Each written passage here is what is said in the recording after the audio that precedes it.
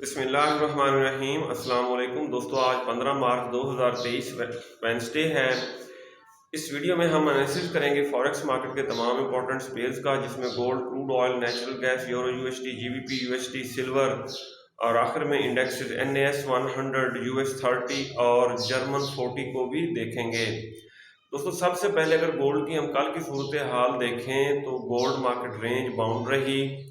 Pivot point 1893 से लेके 1913 resistance जो थी उससे लेके पीवट पॉइंट के दरमियान रेंज बाउंड रही। और कल माशाल्लाह तमाम मेरे ग्रुप मेंबर्स ने अच्छा प्रॉफिट बनाया। और जब मार्केट रेंज बाउंड हो, सेल या बाय की ट्रेड फंस जाए तो वो निकल जाती है, यानी कि एसएल वगैरह हिट नहीं होता। आज भी तकरीबन कल वाले लेवल्स हैं, ये देखें 1913 यहाँ से, और ये ऊपर सेल का जोन है, ये बन रहा है 1909 से लेके 1913-14 तक बन रहा है सेल का जोन।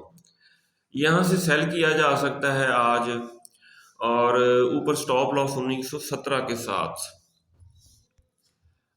अच्छा जी, और नीचे हम बाय कर सकते हैं 1893, ये जो कल का पीवट पॉइंट है, इससे टकरा के अगर अप होती है। फर्दर अगर 1893 को मार्केट करती है ब्रेक और आ जाती है फर्दर 1871-72 तक, तो यहाँ से भी बाय करना है। अब आज के हम लेवल्स लगा लेते हैं। D1 का टाइम फ्रेम हम करेंगे ओपन। D1 का टाइम फ्रेम ओपन हो गया है जी।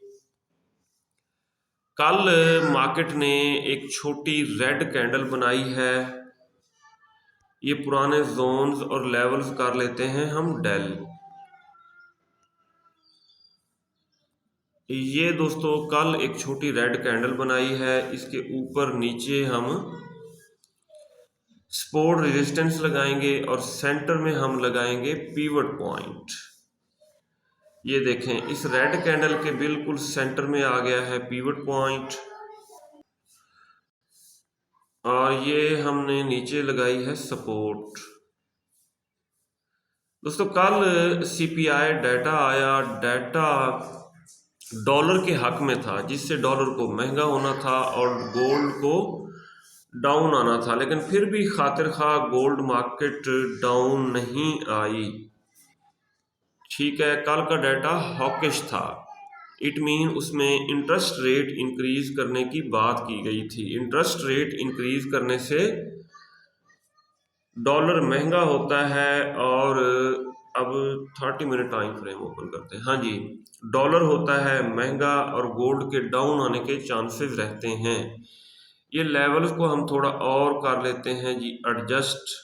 ये हमने एडजस्ट कर लिए, पीवट पॉइंट को बिल्कुल सेंटर में लेके आएंगे।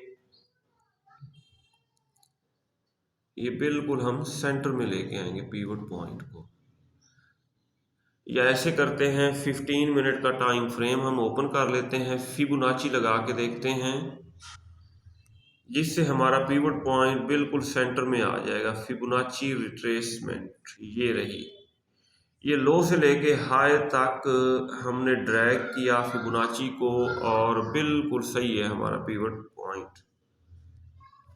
जी दोस्तों, आज हमारी क्या ट्रेडिंग स्ट्रेटजी होनी चाहिए ये हम करते हैं बाद में डिस्कस। पहले हम आज की न्यूज़ देख लेते हैं। जी दोस्तों, हमारा व्हाट्सएप ग्रुप भी है, जिसका लिंक डिस्क्रिप्शन में मौजूद है। आप हमारा व्हाट्सएप ग्रुप ज्वाइन कर सकते हैं। इसके अलावा ये वीडियो हम एजुकेशनल पर्पस के लिए बना रहे हैं। आज का डाटा हम देखते हैं 15 मार्च वेडनेसडे का। तो यूएसडी से रिलेटेड हाई इम्पैक्ट्स न्यूज़ हैं। एक है जीबीपी से रिलेटेड, और 1 2 3 4 5 न्यूज़ हैं यूएसडी से रिलेटेड। ये हाई इम्पैक्ट डाटा पाकिस्तानी वक्त के मुताबिक आज रात 5:30 बजे आएगा। दोस्तों, पहले यूएस सेशन ओपन होता था पाकिस्तानी वक्त के मुताबिक 6:30 बजे, लेकिन अब जो है टाइमिंग चेंज हो गई है, ये 5:30 बजे यूएस सेशन ओपन हो जाता है। और क्रूड ऑयल इन्वेंट्रीज का डाटा भी आज आएगा पाकिस्तानी वक्त के मुताबिक रात 7:30 बजे। अगर क्रूड ऑयल इन्वेंट्रीज का लेवल अप हुआ तो ये फर्दर क्रैश हो सकता है क्रूड ऑयल। अगर क्रूड ऑयल इन्वेंट्रीज में कमी हुई तो फिर ये बुलिश हो सकता है। ये दोस्तों क्रूड ऑयल से पहले अगर हम DXY की बात करें तो आपके सामने DXY कल ये देखें डाउन आया है, लेकिन डाउन आने के बावजूद गोल्ड मार्केट रेजिस्टेंस को ब्रेक करके अप नहीं जा सकी। अगर हम H4 के टाइम फ्रेम में देखें, H4 के टाइम फ्रेम में भी हमें बेरिश सिनारियो नज़र आ रहा है। अगर ये अप होता भी है DXY तो ऊपर 104 की रेजिस्टेंस से टकरा के डाउन आएगा और ऊपर 200 का मूविंग एवरेज भी है, इससे डाउन आने के चांसेस रहेंगे। इट मीन गोल्ड मार्केट को डिप से हम बाय करेंगे, जितना भी डाउन आती है इसको बाय कर सकते हैं। ये दोस्तों H4 के अगर हम टाइम फ्रेम में देखें तो हमें बुलिश इनगल्फिंग एक नज़र आ रही है, उसके ऊपर हम जोन ड्रा कर लेते हैं। ये देखिए ये बाय का जोन है। अगर यहाँ तक गोल्ड डाउन आ जाता है, इसके ऊपर हम हॉरिजेंटल लाइंस लगा लेते हैं तो हम करेंगे इसको बाय। इसका कलर हम कर लेते हैं ग्रीन ताकि हमें पता चले कि ये बाय का जोन है। इसी तरह ऊपर भी हॉरिजेंटल लाइन लगाएंगे और ये बाय का जोन कहाँ से कहाँ तक है, 1882 से लेके 71 तक। ठीक, ये बाय का जोन है। आज के दिन दोस्तों 15 मिनट के टाइम फ्रेम में हम देखते हैं, आज मार्केट की रेजिस्टेंस है 1913 और मार्केट की सपोर्ट है 1895 ये है मार्केट की सपोर्ट, और मार्केट का पीवट पॉइंट है 1903। सही हो गया जी। अब हमारी ट्रेडिंग स्ट्रेटेजी दोस्तों क्या होनी चाहिए। सबसे पहले हम छोटा टाइम फ्रेम M5 का टाइम फ्रेम करते हैं ओपन। फिलहाल मार्केट पीवट से बिलो है और 200 के मूविंग एवरेज से भी बिलो है, तो इसके यहाँ से पीवट से डाउन आने के चांसेस रहेंगे। सही हो गया। और 1902 के आसपास डबल बॉटम बना के ये थोड़ी फिर अप हो। फर्दर अगर हम देखें M1 के टाइम फ्रेम में, यहाँ भी मार्केट पीवट से बिलो है और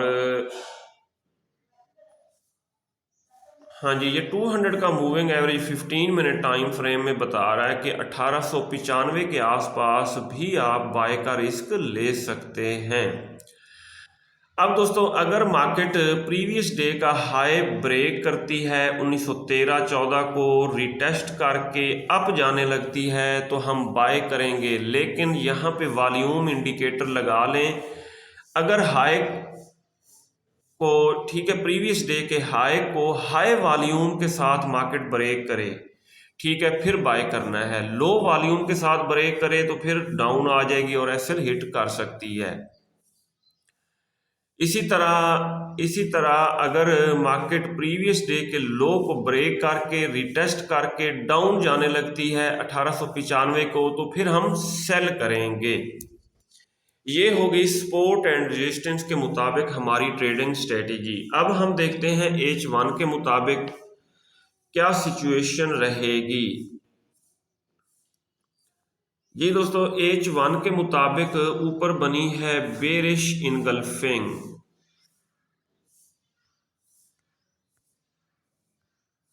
कल सारा दिन हम इस सेल के जोन से, ये सेल का जोन बन रहा है तकरीबन 1909 से लेके 1913, इस सेल के जोन से कल सारा दिन बार बार हम सेल करते रहे हैं और प्रॉफिट बुक करते रहे हैं। ये देखें 1908-9 से लेके ये बन रहा है 1913 तक,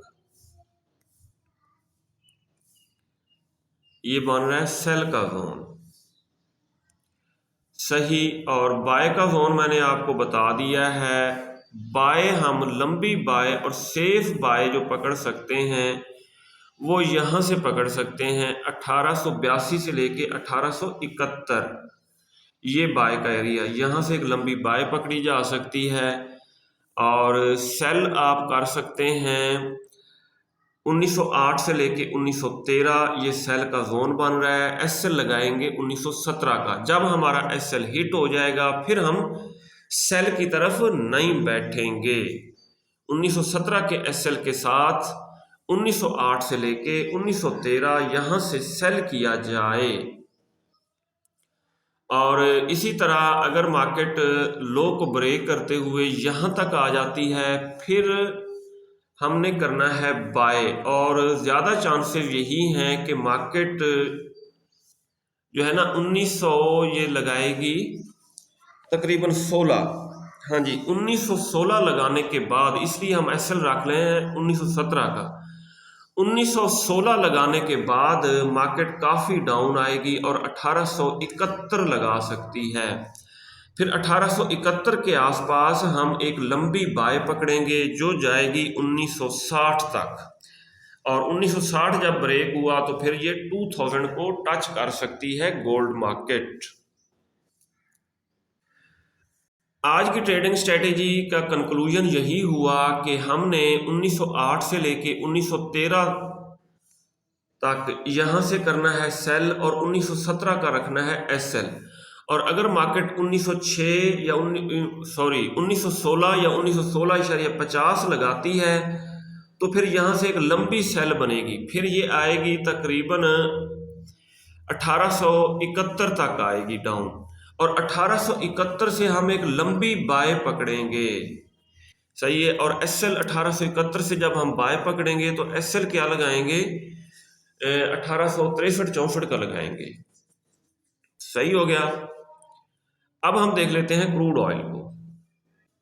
जी दोस्तों, क्रूड ऑयल मार्केट कल रात काफ़ी क्रैश हुई और मैंने बताया था 72.5 से लेके ठीक है 70 तक आपने करना है बाय, और हमने ये बाय की ट्रेड्स पुट की हुई हैं और तमाम ट्रेड्स प्रॉफिट में हैं। मैं अगर आपको दिखा सकूं,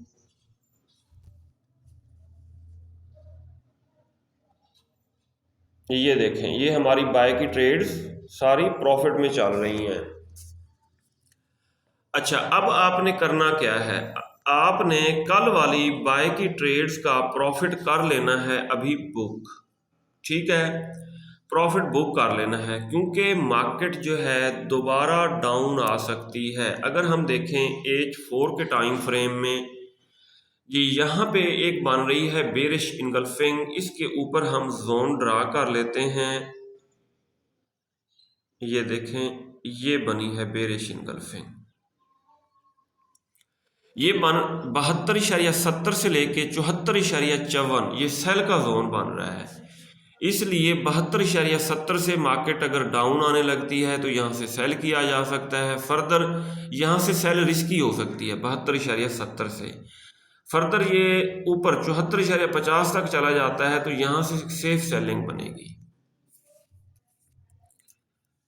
अच्छा हाँ जी, ये भी हो सकता है कि यहाँ 72.70 के आसपास बाय वाली तमाम ट्रेड्स का हम प्रॉफिट बुक करके एक ट्रेड को ब्रेक इवन कर दें, क्योंकि फिर हो सकता है ये यानी कि 74.54 पे फिर हम जो है ना ब्रेक इवन वाली ट्रेड का प्रॉफिट बुक करें और फिर यहाँ से सेल कर दें ऊपर से। जी दोस्तों, अब हम जोन ड्रा कर रहे हैं। ये बन रहा है जी सेल का जोन। ये कहाँ से कहाँ तक बन रहा है 72.7 से लेके 74.54। ठीक, ये सेल का जोन हो गया। बाय वाली ट्रेड्स का यहाँ पे हम प्रॉफिट कर लेंगे बुक और एक ट्रेड को कर देंगे ब्रेक इवन। फर्दर ये अगर अप चला गया, यहाँ तक चला गया 74.5 पे, हम फिर तमाम ट्रेड्स का प्रॉफिट बुक करके यहाँ से सेल करेंगे और वो सेफ सेलिंग होगी। टीपी रखेंगे 70.8 और 70 की तरफ जा सकती है मार्केट। 70 जब ब्रेक हुआ तो 62 के चांसेस रहेंगे। ये दोस्तों, अगर हम नेचुरल गैस को देखें तो नेचुरल गैस की प्राइस थोड़ी स्टेबल हुई है और 2.6 पे इसने सपोर्ट लेने की कोशिश की है और 2.6 अगर आज ब्रेक नहीं होता, ये देखें एक दफ़ा तो यहाँ से टकरा के अप हो रही है, तो ये फिर अप जा सकती है ऊपर। फिर 2.68 एक और रेजिस्टेंस है, इसको ब्रेक करके अप जाना होगा। 2.68 की रेजिस्टेंस से अगर टकरा के आ जाती है डाउन या 200 के मूविंग एवरेज से, फिर दोबारा यानी कि ये डाउन आएगी। 12 लेवल लगा लेते हैं 2.68 का। 2.68 को ब्रेक करके उससे ऊपर जाना ज़रूरी है बुलिश होने के लिए, और ज़्यादा चांसेस आज मुझे जो लग रहे हैं कि 2.68 से टकरा के ये डाउन आ सकती है। ये देखें ना, इससे अभी इससे बिलो है 2.68 से। अगर इसको करती है ब्रेक, फिर रिटेस्ट करके फर्दर अप जा सकती है नेचुरल गैस 2.68 को, और अगर इससे डाउन आई तो फिर इसको भी 2.6 को भी ब्रेक करेगी, फिर फर्दर आएगी 2.5 तक डाउन। ये दोस्तों अगर हम सिल्वर को देखें H4 के टाइम फ्रेम में, ये 200 के मूविंग एवरेज को सपोर्ट बना चुकी है। अब यहाँ से इसके अप जाने के चांसेस रहेंगे, और हम इसको बाय कहाँ से कर सकते हैं? अगर हम 30 मिनट टाइम फ्रेम में देखें तो 21.30-40 से हम इसको कर सकते हैं बाय, और ये जो है 22 तक आप जाएगी, और 22 को ब्रेक करते हुए फर्दर 22.5 की तरफ भी जा सकती है। बहरहाल इसको डिप से बाय करना है। अभी तो ये 21.76 के आसपास है, अगर ये आती है डाउन 21.3 के आसपास, इसको हम करेंगे बाय। ये दोस्तों यूरो यूएसडी, ये देखें जैसा कि मैंने आपको बताया था, ये हमारे इस जोन से अप हुई, बाय के जोन से ये बेरिश एंगल्फिंग फील्ड सेटअप था, और 1.075-76 तक अप होने के बाद अब ये यूरो यूएसडी मार्केट आ रही है डाउन। अगर हम देखें H4 के टाइम फ्रेम में, बुलिश एंगल्फिंग सही हो गया, और H1 में देखें यहाँ भी बुलिश एंगल्फिंग बन रही है। इट मीन हम इसको बाय करेंगे, कहाँ से बाय करेंगे? हम इसको बाय करेंगे 1.075 से भी बाय कर सकते हैं लेवल। 1 मिनट देख लें। हाँ जी, 1.072 बन रहा है, यहाँ से भी बाय किया जा सकता है इसको। फर्दर अगर इसको ब्रेक करके यहाँ तक 1.070 तक डाउन आ जाती है यूरो यूएसडी, तो इसको हम बाय ही करेंगे, क्योंकि यूएस डॉलर जो है ना वो डाउन आएगा, जिसकी वजह से यूरो यूएसडी अप हो सकता है। इसलिए यूरो यूएसडी को हम डिप से बाय करेंगे 1.072 से लेके 1.070, यहाँ से हम इसको कर सकते हैं बाय।